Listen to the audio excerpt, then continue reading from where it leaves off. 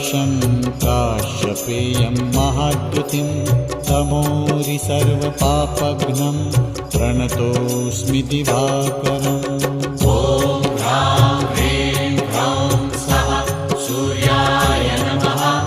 ॐ ह्रां ह्रीं ह्रौं सः सूर्याय नमः।